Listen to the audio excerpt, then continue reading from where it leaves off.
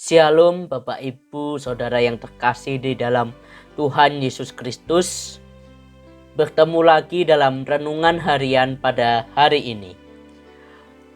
Perenungan kita pada saat ini akan kita ambilkan dari kitab Yoel 3. Kitab Yoel 3 ayat yang pertama sampai ayat yang ke-8. Kitab Yoel 3 ayat pertama sampai 8.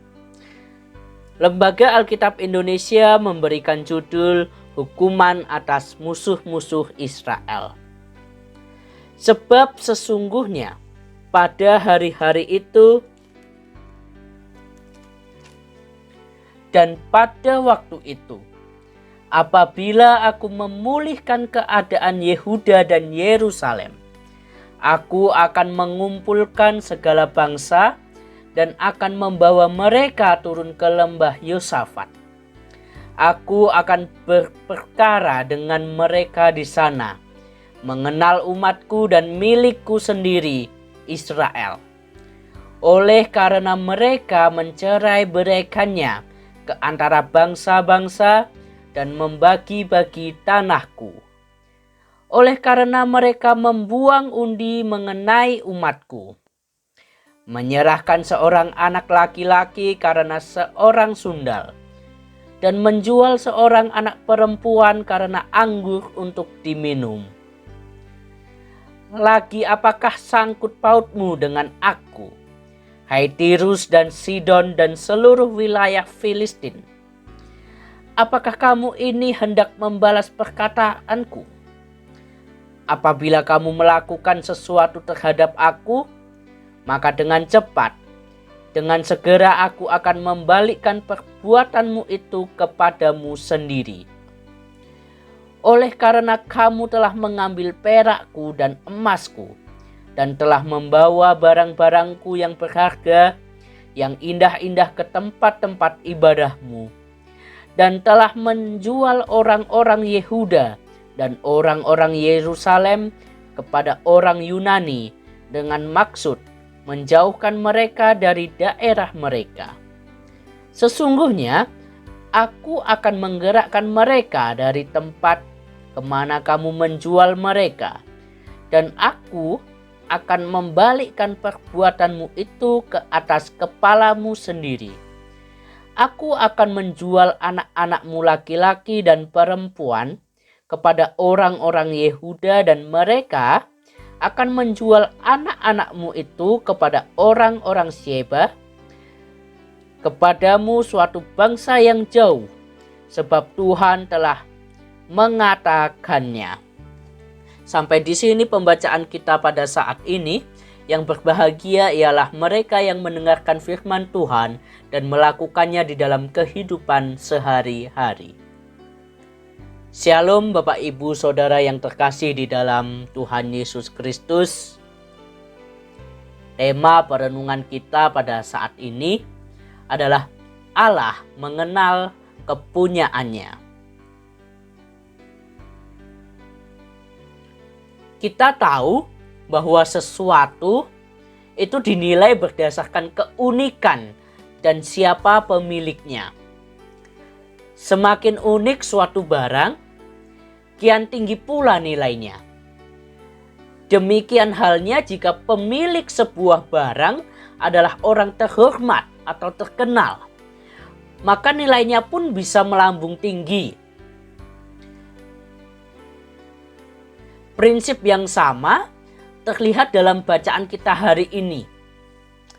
Istilah umatku, milikku, tanahku, perakku, emasku, barang-barangku menekankan bahwa Allah adalah pemilik Israel dan bahwa Israel berharga di mata Tuhan.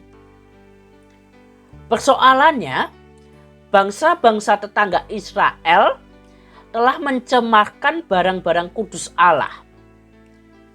Mereka telah menjual umat Allah dan merusaknya. Sesudah itu, mereka membagi-bagikan tanah Allah itu. Kita bisa lihat di dalam ayat 3 sampai ayat 5. Atas tindakan itulah Allah berperkara dengan mereka. Allah akan menghukum mereka setimpal dengan perbuatannya. Mereka akan dijual sama seperti mereka menjual milik Allah. Mereka akan menuai apa yang telah mereka tabur. Semua ini karena mereka telah mencelakakan milik Allah. Allah mengenal kepunyaannya, yaitu Israel. Ia sendiri yang memilih, memanggil, dan mengikat perjanjian dengan mereka. Inilah sebabnya Allah tidak pernah membiarkan umatnya binasa. Sekalipun marah, Ia akan selalu memberikan anugerah pengampunan kepada mereka. Allah tidak akan pernah melepaskan umatnya. Allah akan menghukum pihak yang mengganggu kepunyaannya. Musuh umatnya adalah musuhnya juga. Memang Allah memakai mereka untuk menjalankan hukuman atas Israel saat umatnya itu mengambil jalan yang menyimpang. Akan tetapi, jika mereka menjalankannya dengan tidak menghormati kekudusannya, Allah akan berbalik menghukum mereka juga. Inilah kabar baik bagi kita. Kita diikat oleh perjanjian dengan Allah. Kita dimiliki dan memiliki Allah.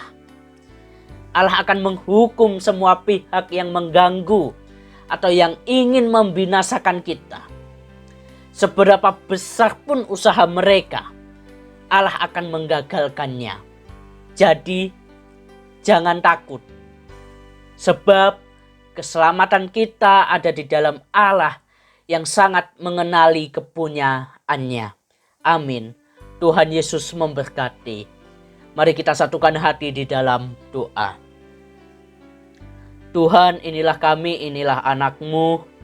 Kami datang kepadamu untuk mengucap syukur atas kehidupan yang telah Engkau berikan kepada kami.